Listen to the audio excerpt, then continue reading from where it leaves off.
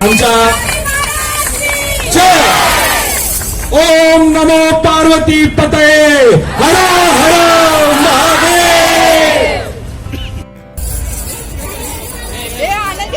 शिवाजी महाराजांचा छत्रपती शिवाजी महाराजांचा छत्रपती संभाजी महाराजांचा। मी सौ भगवती चेतन पवार। आज सर्वांना माहीतच असेल की आज आपण शिवजयंती साजरी करतोय। या शिवजयंतीच्या निमित्ताने आपल्या सोसायटीतील स्वप्नपूर्ती सोसायटीतील हा जो तरुण वर्ग आहे, आपल्या या महिला आहेत, त्याच्यानंतर पुरुष वर्ग आहेत, हे बाळगोपाळ आहेत, या सर्वांनी मिळून आज या उत्सवाचे सणाचे औचित्य साधून जो कार्यक्रम सोहळा केला आहे, याचं करावं तेवढं कौतुक खरं तर ना थोडंच आहे। आणि मला एक आवर्जून सांगावंसं वाटतं की महाराजांनी एक विचार दिला होता आपल्याला। कसला विचार? की एकजुटीने राहा, एक मताने राहा, आणि जेव्हा तुम्ही असे राहाल ना, तेव्हाच खरंच माझ्या जन्माचं सार्थक होईल, तेव्हाच माझी जयंती साजरी होईल। आणि बाकी सर्वांचं तर मला खरंच माहित नाही, पण मी हे नक्की सांगू शकते की स्वप्नपूर्ती सोसायटीत गेले 3 सलग वर्ष हा उपक्रम प्रत्येक वर्षी एक नयनरम्य सोहळा म्हणून साजरा होतोय। डे बाय डे आपण दिवसेंदिवस खूप उत्कृष्ट अशी प्रगती करत आहोत। 3रा वर्ष जे आहे, त्या 3ऱ्या वर्षात आपली जी मिरवणूक, जसं निषाद म्हणाला, आपली जी मिरवणूक झाली त्यामध्ये पहिल्यांदाच आपल्या महिलांनी, जिजाऊच्या लेकींनी जे पथनाट्य सादर केलं, त्या मार्फत आम्ही एक छोटासा प्रयत्न केलेला आहे सगळ्यांनी की समाजाचं खरंच प्रबोधन होईल। आता यातनं आमचे विचार घेऊन कोण किती गड किल्ल्यांचे की पुतळ्यांचे महत्व की महाराजांचे विचार, यावर माझं एक छोटंसं मत राजमाता जिजाऊंच्या रूपाने सादर करणार आहे। जर खरंच त्यामध्ये काही चूक झालं तर माझ्या चुकीला माफी असावी। मी जिजाबाई शहाजी भोसले, शहाजीराजे भोसले यांची पत्नी व राजमाता जिजाऊ म्हणून या इतिहासात ओळखली जाते। आज 19 फेब्रुवारी 2025 असं म्हटलं जातं की प्रत्येक स्त्री, इथे बसलेल्या प्रत्येक स्त्रीच्या आयुष्यातला एक अप्रत्यक्षरित्या अद्भुत असा कुठला क्षण असेल तर तो असतो आई होण्याचा। आणि मी देखील 19 फेब्रुवारी 1630 रोजी माझ्या शिवबाचा शिवनेरी किल्ल्यावर जन्म झाला।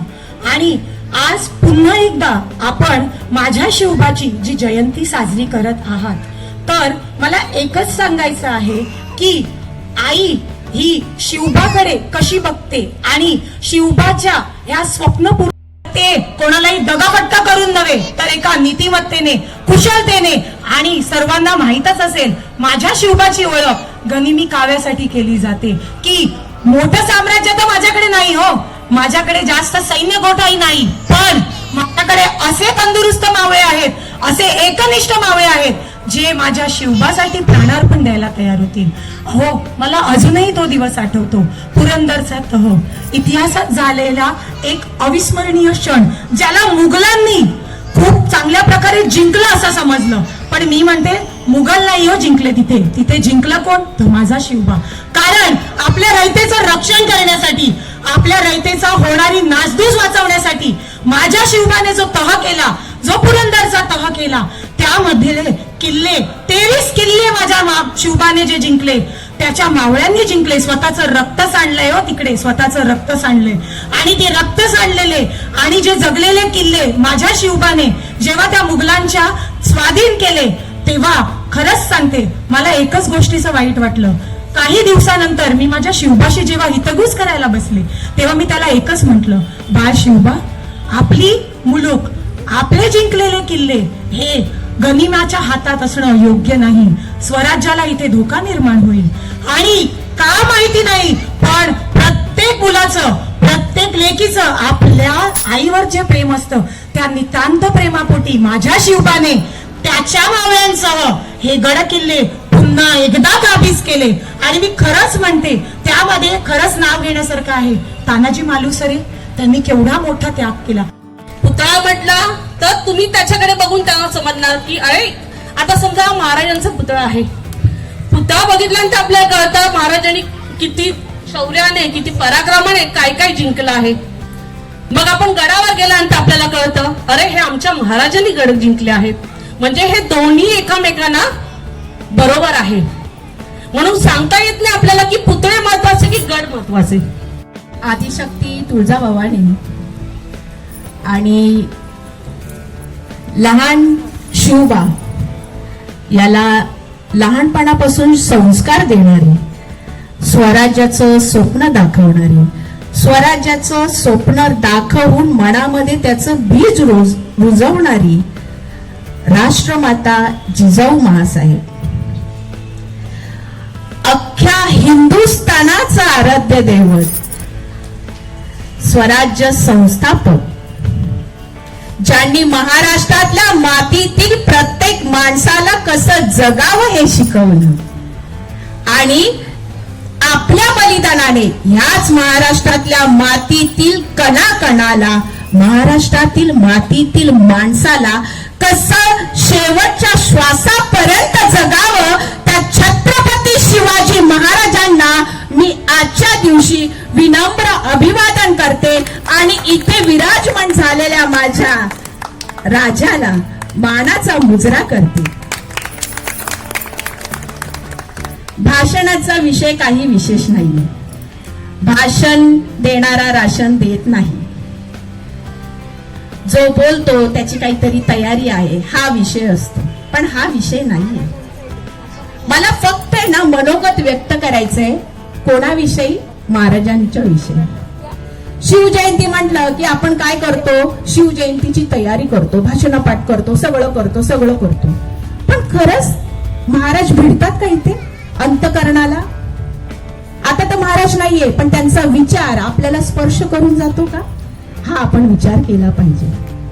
शिवजयंती म्हटलं की आपण पुन्हा त्यांच्या इतिहासाची उजळणी करतो.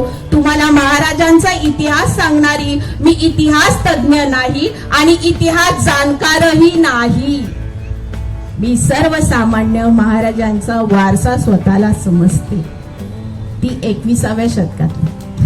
मला ना चांगलं आठवतंय की लहानपणी इतिहासाच्या पुस्तकामध्ये ना इंग्रजांचे चित्र असायचं आणि ते इंग्रजांना पेनाने ना दाढी मुशा काढण्यामध्ये आमचा इतिहास संपला.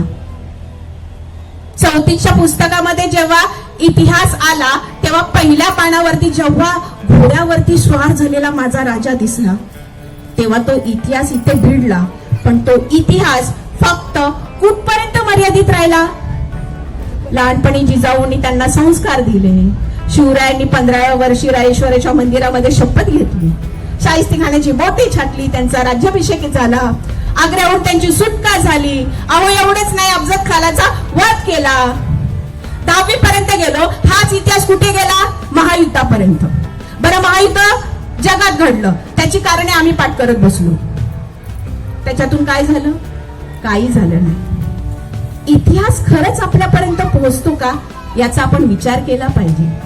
आणि तो इतिहास आपल्यापर्यंत पोहोचण्यासाठी इतिहासाची जिजाऊच्या पुण्याई कशी आली हो फाला, माझ्या जिजाऊची पुण्याई कशी आली हो फाला.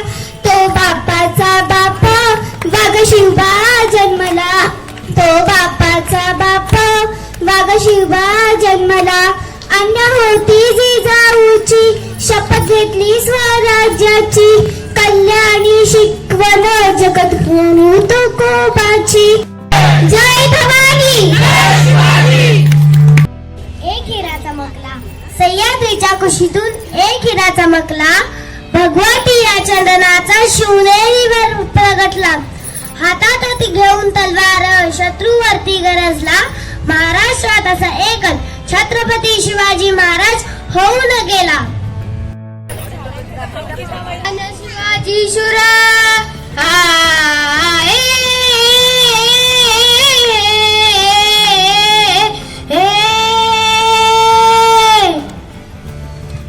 धन धन शिवाजी शुर, धन धन शिवाजी शुर पराक्रमी थोर. केले जरा जरा बाजूनी पाणी दृष्ट मुघलास, बाजूनी पाणी दृष्ट मुघलास, बाजूनी पाणी दृष्ट मुघलास. चढविला स्वराज्याचा इतिहास, कीर्तीचा डंक भिडे गगनास जी जी, कीर्तीचा डंक भिडे गगनास जी जी, कीर्तीचा डंक भिडे गगनास जी जी जी.